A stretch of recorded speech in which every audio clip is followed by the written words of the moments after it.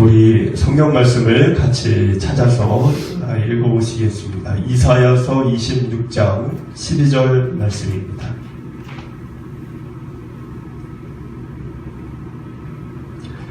(26장 12절) 같이 우리 읽도록 하겠습니다. 여호와여, 주께서 우리를 위하여 평강을 베푸시오리니 주께서 우리의 모든 일도 우리를 위하여 이루시니이다. 아멘. 올 한 해도 이제 일주일밖에 안 남았습니다. 새해가 이제 일주일 남았고, 이번 연도는 또 공교롭게 12월 31일 마지막 날이 주일인 것 같습니다. 그래서 의미 있게 또 예배를 드리며 한 해를 마무리하는 것도 참 좋은 것 같다, 이렇게 생각을 합니다.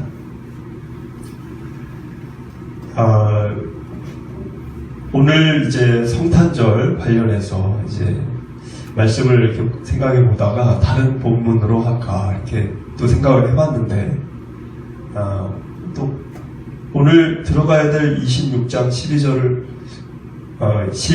11절부터 이제 마지막 절까지를 보니까 성탄절 말씀으로 해도 이거는 적합한 그런 말씀인 것 같아서 이것도 또 공교롭다, 이렇게 생각을 합니다. 우리가 알고 있는 예수님하고 이사야가 아는 예수님은 좀 다를 겁니다. 예를 들자면, 저는 어릴 때부터 수많은 설교를 들어왔고 기본적으로 성경책을 읽으면서 자랐습니다.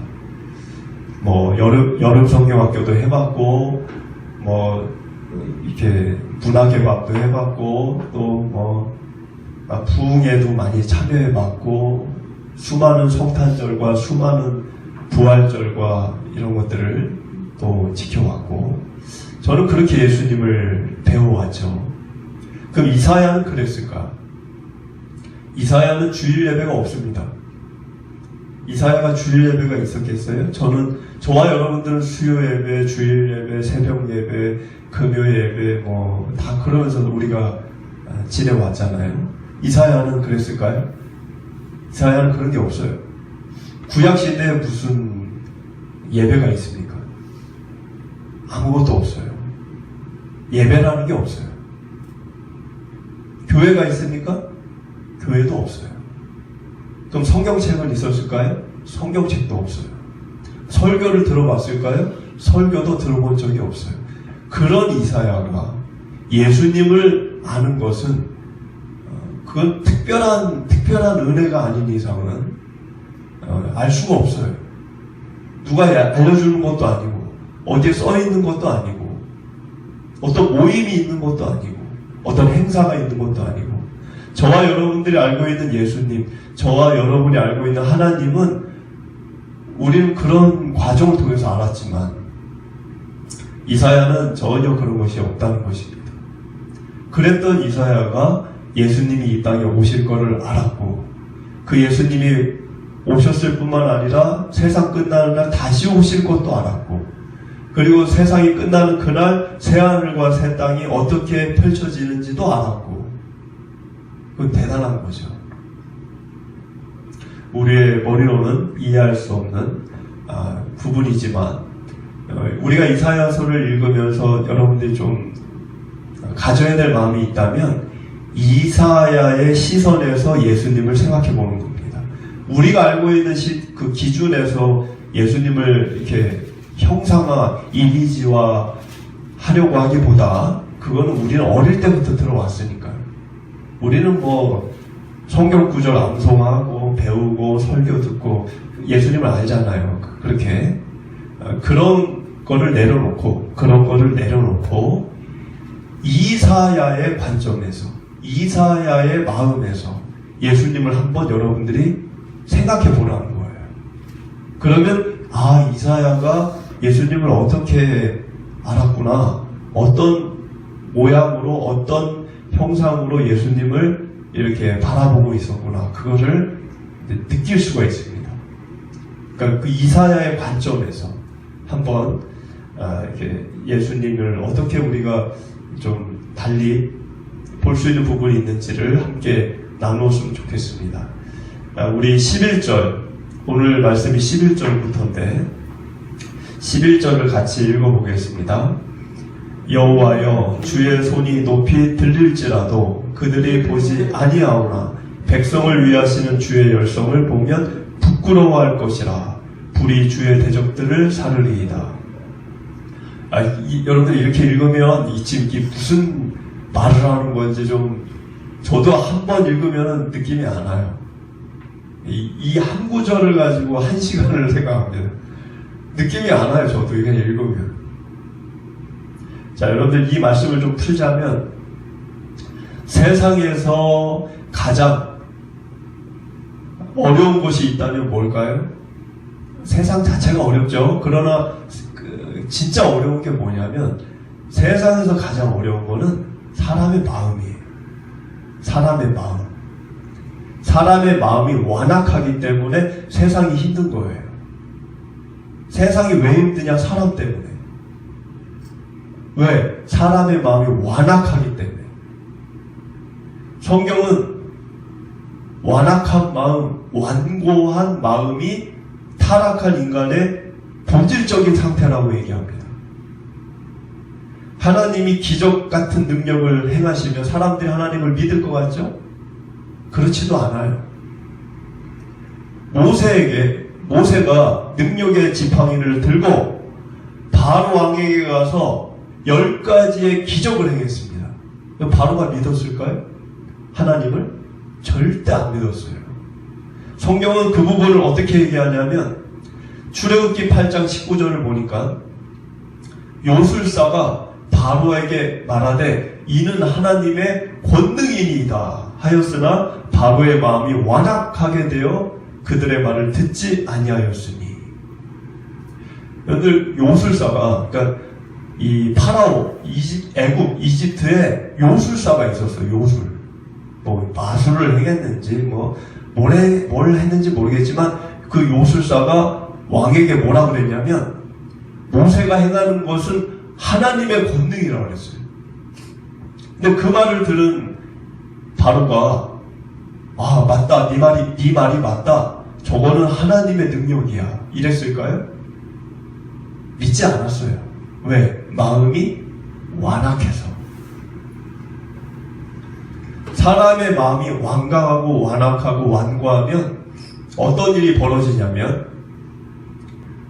하나님이 무엇을 해도 그 어떤 일을 행해도 하나님의 마음을 읽지를 못합니다.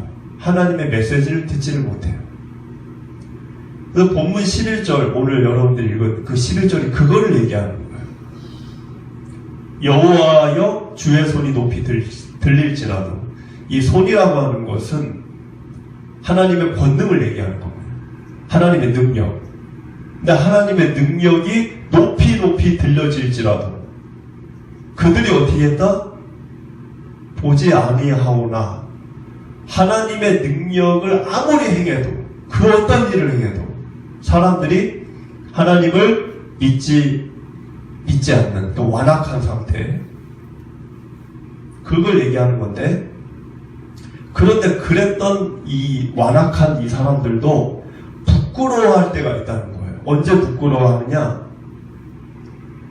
그것은 하나님이 인간을 향해서 얼마나 열심을 갖고 열정을 갖고 얼마나 사람들을 사랑하는지 그거를 보게 되면 부끄러워하게 된다는 거예요. 여러분들, 하나님께서는 예수님을 이 땅에 2000년 전에 자기 아들을 죽음 가운데로 내몬 거죠. 죽으라고 보낸 거예요. 죽으라고. 어느 부모가 자기 자식을 죽으라고 가라고 합니까? 근데 하나님은 자기 아들 독생자를 우리를 살리시기 위해, 우리의 죄를 짊어지고 처형을 당할 거를 마음을 정하시고 이 땅에 보내셨어요. 근데 사람들이 그 예수님을 알아보았을까요? 하나님을 믿었을까요? 예수님을 믿었을까요? 그렇지 않았죠. 그래서 하나님이 재앙도 일으킵니다. 재앙을 일으켜도 사람들이 하나님의 마음을 읽지를 못해요.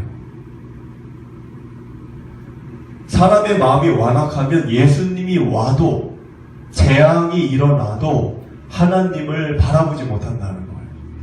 그럼 사람의 마음이 왜 완악할까요? 그것은 우리 속에 죄가 있기 때문에 그렇습니다. 사람의 죄가 얼마나 무서울까? 여러분들, 사람의 죄라는 게 얼마나 무섭냐면 요한계시록을 보면 이 세상 전부가 파괴됩니다. 바다와 강들이 망가지고 태양에다가 천사가 대접을 쏟으니까 태양이 그 기능을 완전히 상실해버려요. 여러분들, 태양과 바다와 강 이런 것들이 항상 있을 것 같죠. 근데 성경은 언젠가는 다 파괴되는 걸로 나오는데 그게 왜 파괴될까요? 무엇 때문에 파괴될까요? 우리 죄 때문에 파괴되는 겁니다. 코로나 이후로 균에 대해서 우리가 예민해져 있는데 코로나 걸려 몸이 아프고 그래서 망가진다고 생각하지만 진짜 무서운 것은 사람을 가장 무섭게 망가뜨리는 거, 사람을 무섭게 죽이는 거, 그거는 균이 아니라 죄입니다. 사람뿐만 아니라 피조 모든 세계를 다 파괴시키는 거예요. 그 죄가. 그래서 사람의 마음도 병들고 정신도 파괴되고 영혼도 망가지고 피폐해지고 그런 사람들이 서성이면서 이 세상을 살고 그러기 때문에 세상은 살기 힘든 거예요. 그래서 세상이 힘든 거예요. 죄 때문에. 예수님이 이 성탄의 날 오신 이유가 무엇 때문일까? 그것은 이 모든 것을 파괴하는 죄가 여전히 우리 안에 꿈틀거리고 살아있기 때문에 그렇습니다. 그래서 예수님이 오신 거예요. 요한계시록을 보면 세상을 뭐라고 묘사하냐면 큰 성. 근데 어떤 큰 성? 소돔이라고도 불려지고 애굽이라고도 불려지는 곳이라고 묘사를 하고 있습니다. 그러니까 이 세상을 요한계시록은 소돔이다, 애굽이다 이렇게 말했다는 거예요. 소돔은 어떤 도시입니까? 음란한 도시예요. 애굽은 우상 숭배하는 도시예요. 그러니까 그 얘기는 뭐냐면 이 세상은 음란함과 우상 숭배로 가득 차 있다는 거예요. 근데 그 세상을 누가 살아요? 저와 여러분이 살아요. 그럼 저와 여러분이 그 세상에 살면 어떤 일이 벌어지느냐? 갖은 핍박과 어려움을 당하게 되는 겁니다. 왜? 우리는 거기에 동조하지 않기 때문에. 그래서 요한계시록 11장 8절을 보면 그들의 시체가, 여기서 그들은 누굴까요? 교회와 성도들을 얘기하는 거예요. 물론 여기 두 증인이라고 되어 있지만 그것이 교회와 성도를 얘기하는데 이 교회와 성도들의 시체, 좀 약간 이건 꼭 사람을 죽인다라는 게 아니라 교회와 성도들이 어려움을 당한다는 거예요. 큰 성에서. 큰 성은 영적으로 하면 소돔이라 하고 애굽이라고도 하니 그들의 주께서 십자가에 못 박히신 곳이라. 예수 그리스도께서 세상 가운데서 십자가에 못 박히셨죠. 그 세상에 저와 여러분들이 살고 있고 그 세상에서 교회와 성도들은 핍박을 당한다는 거예요. 그렇지만 하나님은 그렇게 어려움을 당하는 우리들을 내버려 두시는 분이 아니십니다.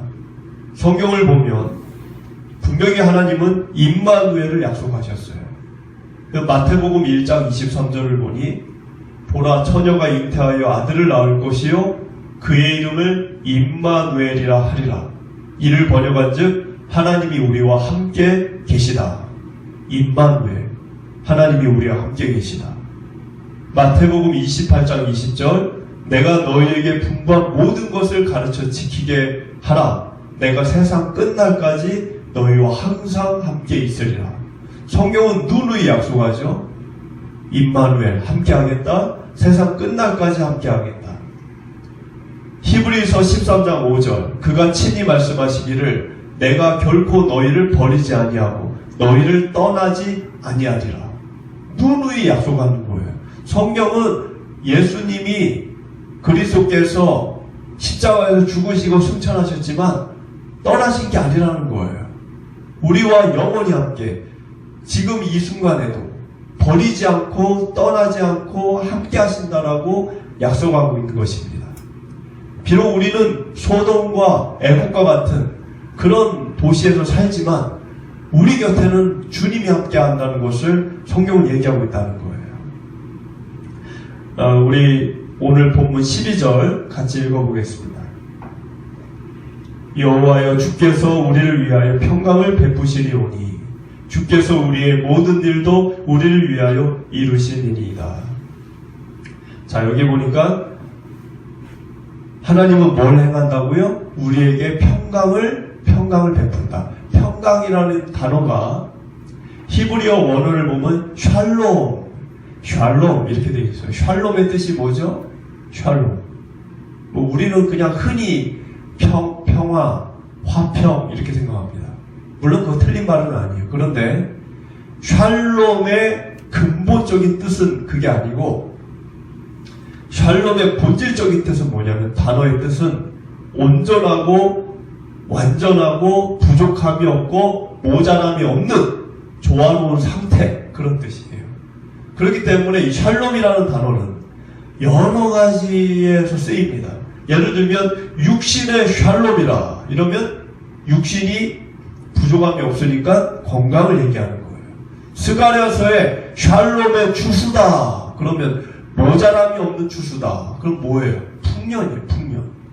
그리고 전쟁에서 돌아올 때 샬롬으로 돌아왔다. 그러면 온전하게 돌아왔다. 완전하게 돌아왔다. 이런 뜻이니까 승리해서 돌아왔다.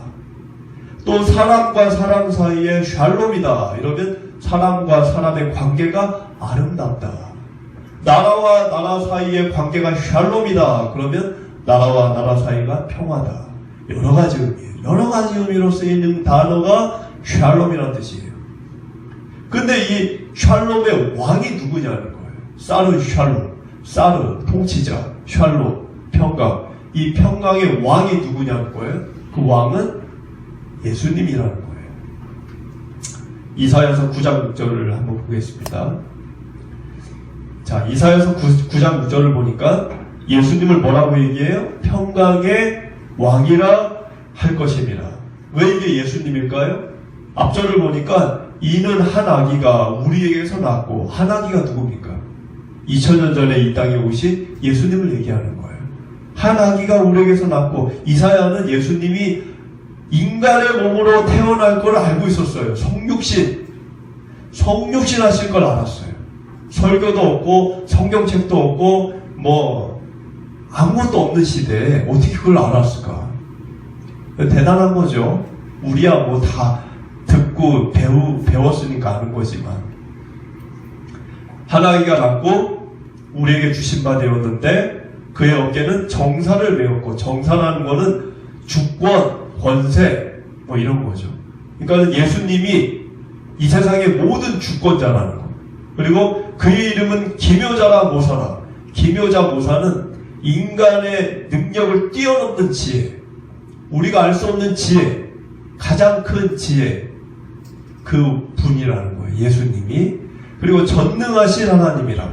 전능하신 하나님이라는 말은 그분은 하나님이라는 거예요. 인간의 몸으로 왔기 때문에 인간이 아니라는 거예요. 그러니까 이거는 성삼위일체를 얘기하는 거예요. 그 이사야라는 분이 설교도 없고 성경책도 없는 시대에 예수님이 성육신할 거다, 성삼위일체 하나님과 동등된 윗격이 같은 하나님이시다, 이거를 알았다는 건 대단한 거예요. 그리고 영존하시는 아버지라. 영존, 영원한 아버지, 보호자, 영원한 보호자다. 누가? 예수님. 예수님이 우리의 영원한 보호자세요. 우리가 하늘나라 가면 누구의 보호 아래 있습니까? 누구의 그늘 아래 있습니까? 예수님의 보호 아래 있는 거예요. 평강의 왕이라 할 것이라. 사르 샬롬. 아까 얘기한 그 많은 샬롬. 그것의 통치자, 주권자, 예수님, 주님이시라는 겁니다. 13절을 같이 읽어보겠습니다. 여호와 우리 하나님이시여 주 외에 다른 주들이 우리를 반환하셨사오나 우리는 주만 의지하고 주의 이름을 부르리이다. 주 외에 다른 주라는 것은 다른 신을 얘기할 수도 있고 이방의 왕들을 얘기할 수도 있습니다. 그 당시에는 왕을 주님, 로드, 아도나이 이렇게도 불렀기 때문에 이방 나라 왕, 아수르나 바벨론이나 하여튼 그 강한 나라, 우리를 지배하고 있는 점령하고 있는 그 나라의 왕 또는 어떤 이방의 신 이렇게 얘기할 수 있어요. 그런데 주 외에 다른 주들이 우리를 관할을 했다는 거예요. 관할. 우리를 다스렸다는 거예요. 그런데 우리는 그런 통치와 배경에 살고 있었지만 우리는 주만 의지하고 주의 이름을 불렀다는 거예요. 세상이 다른 거를 섬겨요. 세상 자체가 학교로 얘기하면 반의 아이들이 다 그냥 예수님을 안 믿어. 다른 것만을 쫓아. 그리고 방탕하게 살아. 거룩하지가 않아. 어디를 가도, 직장을 가도, 학교를 가도, 군대를 가도, 어디를 가도 그런 다수가 있다고 쳐봐요. 그런 다수 중에 내가 있다 할지라도 나는 주만 의지하고 주의 이름을 부르겠다는 거예요. 이사야는 이런 삶을 실제로 살았죠. 이사야 시대가 하나님을 믿는 시대가 아니에요. 왕도 타락했고 모든 사람들이 다 이 우상을 섬기고 그럴 때입니다. 14절을 읽어보겠습니다. 그들은 죽었은즉 다시 살지 못하겠고 사망하였은즉 일어나지 못할 것이니 이는 주께서 벌하여 그들을 멸하사 그들의 모든 기억을 없이 하셨음이니이다. 그들은 누굴까요? 그들은 아까 얘기한 그 주 외에 다른 주, 그러니까는 이방의 왕들이 될 수 있죠. 이방 나라의 왕들.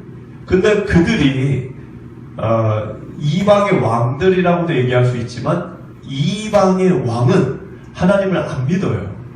악한 왕이에요. 악한 왕. 그러니까 그들이라는 거는 어떤 대상을 통칭하고 있냐면 하나님을 믿지 않는 악한 자들을 악인들을 얘기하는 거예요.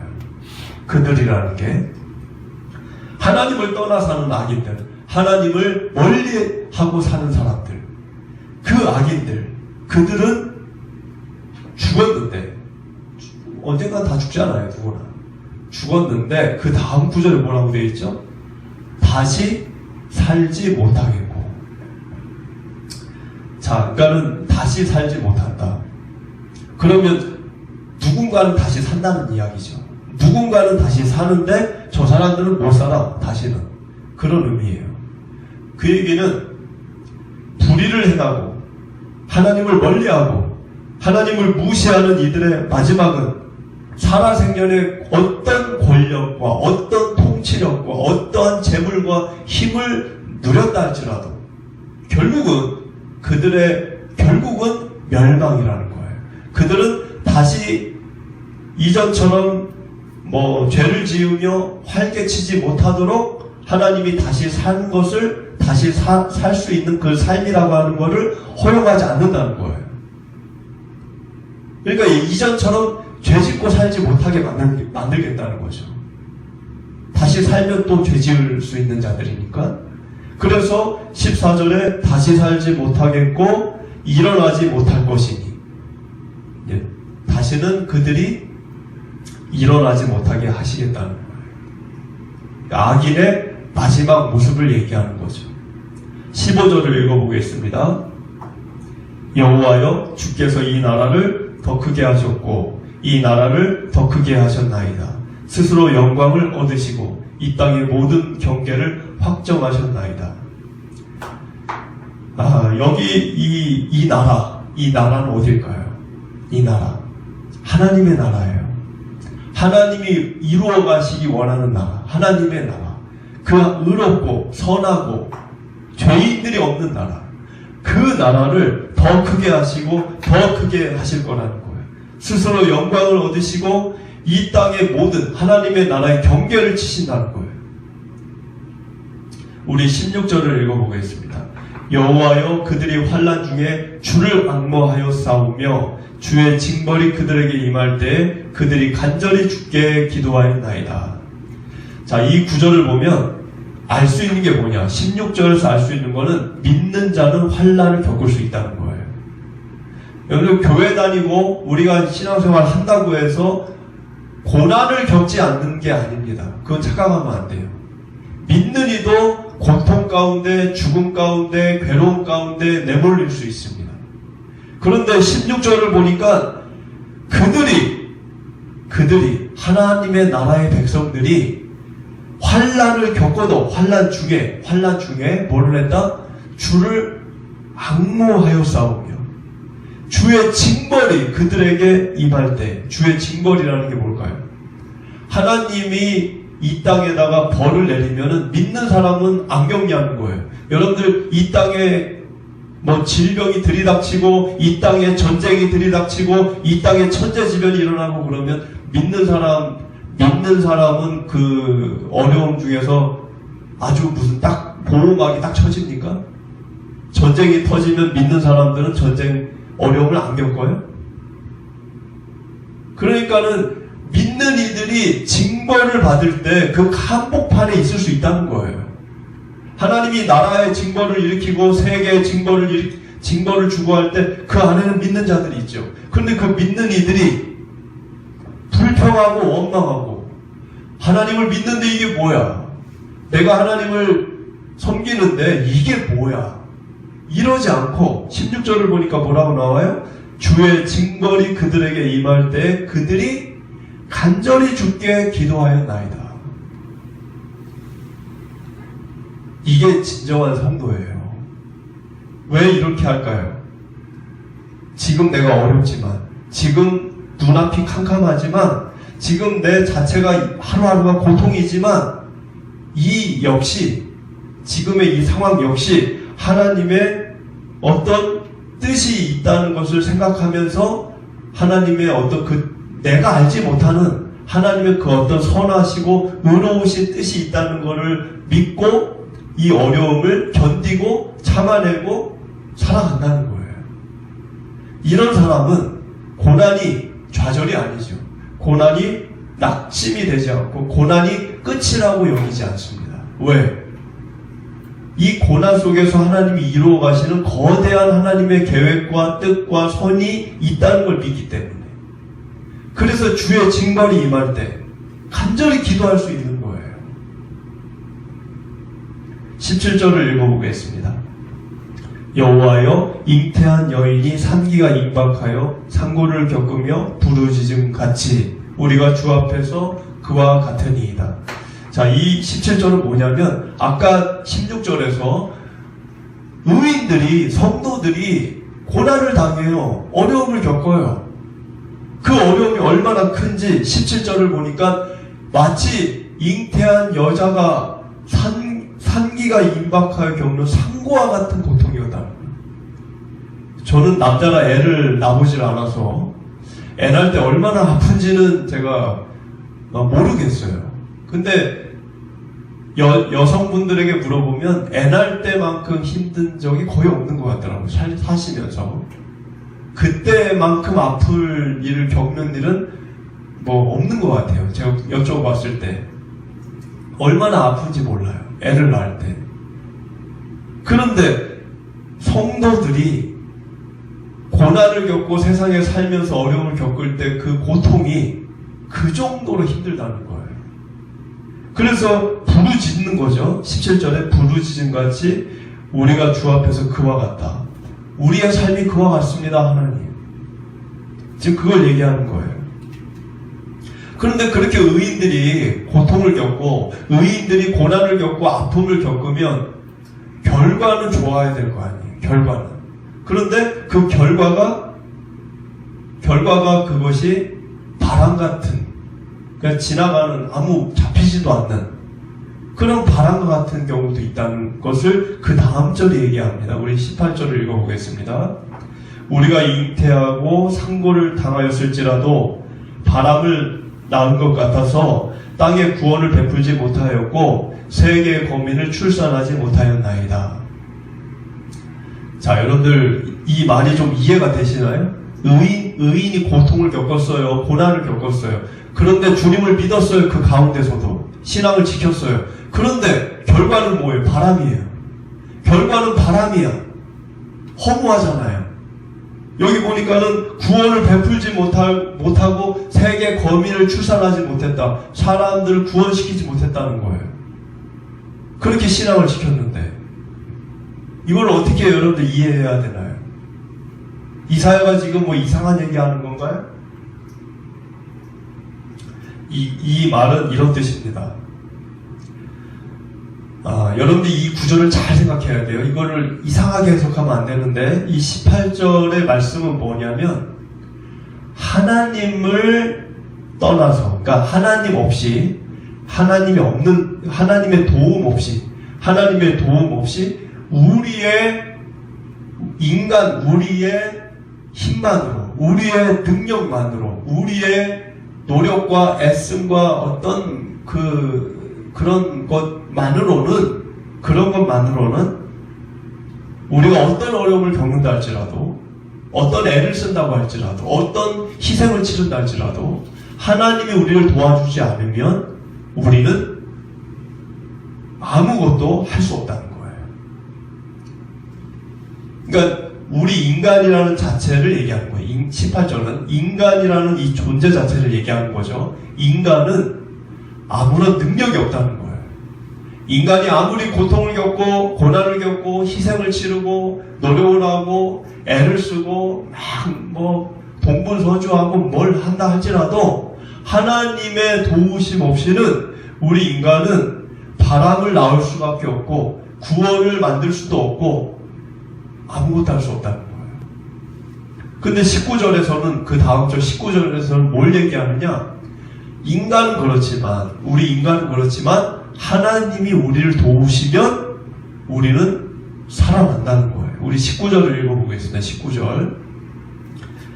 주의 죽은 자들은 살아나고 그들의 시체들은 일어나리이다. 티끌에 누운 자들아 너희는 깨어 노래하라. 주의 이슬은 빛난 이슬이니 땅이 죽은 자들을 내놓으리로다.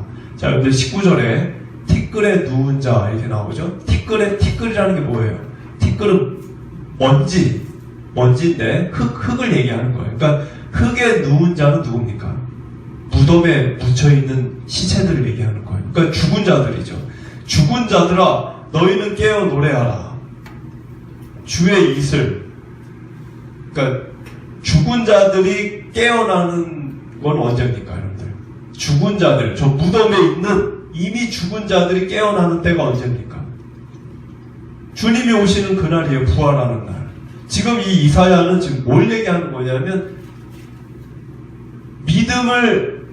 믿음의 인생을 길을 가는 우리들, 저와 여러분들 같은 수많은 성도들, 그 성도들이 어려움과 고통 속에서도 묵묵히 하나님을 저버리지 않고 그 길을 갈 때 우리 힘으로는 우리를 구원할 수 없지만 우리 힘으로 우리가 어떻게 구원합니까? 그러면 예수님이 안 오셔도 되죠. 우리를 구원할 수 있으면 그거를 18절에서 얘기한 거예요. 우리는 우리를 구원할 수 없다는 거예요. 그런데 하나님이 여기 19절에 주의 이슬이라고 나오죠. 주의 이슬. 하나님이 주의 이슬을 내려주시면 주의 이슬이 뭘까요?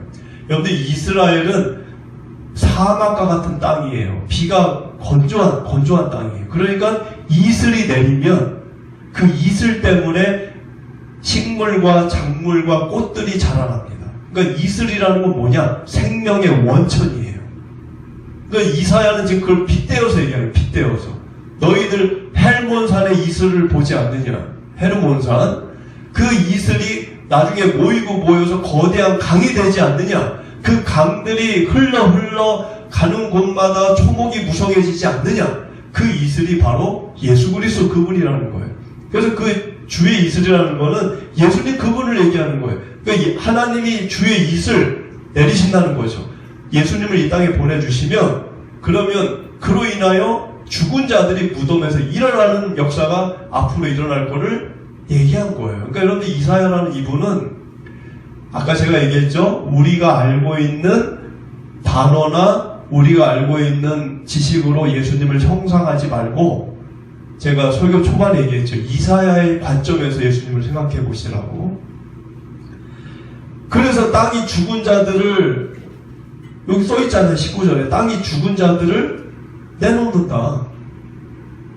내놓는다. 자, 20절을 읽어보겠습니다. 내 백성아 갈지어다 내 밀실에 들어가서 내 문을 닫고 분노가 지나기까지 잠깐 숨을 지어다. 자, 이 백성은 누구냐? 이 백성은 성도들, 예수님을 믿는 저와 여러분들 같은 성도들을 얘기하는 거예요. 백성들아 갈지어다. 가는데 그냥 가면 되는 건데 가는데 중간에 뭐라고 얘기해요? 내 밀실에 들어가라고 해요. 그냥 가면 되지 또 밀실은 왜 들어가라? 그러니까 밀실을 들어가라는 거는 밀실이라고 하는 거는 어떤 이제 외부와 접촉을 끊고 어디에 집거하라는 거예요. 그게 밀실이잖아요. 외부와 차단된 곳이잖아요. 근데 이 말의 뜻이 뭐냐면 너희들이 이제 하나님의 나라의 백성으로서 신앙의 길을 가는데 신앙의 길을 갈 때 필요한 게 뭐냐? 외부, 저 세상과 차단을 해야 된다. 세상은 아까 소돔과 애굽이라고 그랬죠? 그것으로부터 차단을 해야 된다는 거예요. 그래서 밀실에 들어가라. 밀실이라는 거는 교회를 얘기하는 거예요. 교회 안에 들어가서 세상으로부터 구분이 돼야 된다는 거예요. 세상에 잘못된 것들을 받아들이면 안 된다는 거예요. 차단을 해야 된다는 거죠. 그래서 밀실에 들어가서 내 문을 닫고 여러분들의 마음의 문을 닫아야 돼요. 세상으로부터는. 하나님으로부터는 문을 열어야 되죠. 우리가. 마음의 문을. 그러나 세상을 향한 마음의 문은 닫으셔야 돼요. 문을 닫고 분노가 지나기까지.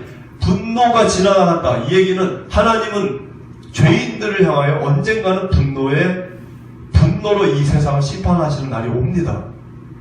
계시록은 그걸 얘기하는 거예요. 이 세상이 끝이 없는 게 아니에요. 하나님이 지금은 의인들의 죽음, 순교자들이 있죠. 의인들의 핍박, 그거를 참고 계시는 거예요. 언젠가는 그거를 셈하시고 계산하시고 그거에 대한 값을 물으시고 책임을 묻는 날이 옵니다. 의로운 분노죠. 의로운 분노. 그 분노의 사건이 끝나는 그날까지 너는 밀실에 들어가서 교회에 들어가서 세상을 향한 마음의 문을 닫고 너의 갈 길을 가라는 거예요. 21절을 읽어볼까요?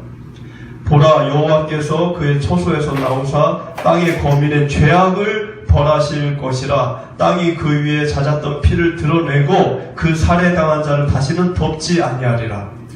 자, 여기 21절에 뭐라고 나와요? 하나님께서는 언젠가는 그의 처소에서 나오신다는 거예요. 지금은 하나님 그 처소에 계신 하나님의 나라 보좌에 계시죠. 그런데 언젠가는 그 자리에서 일어나시고 언젠가는 나오신다.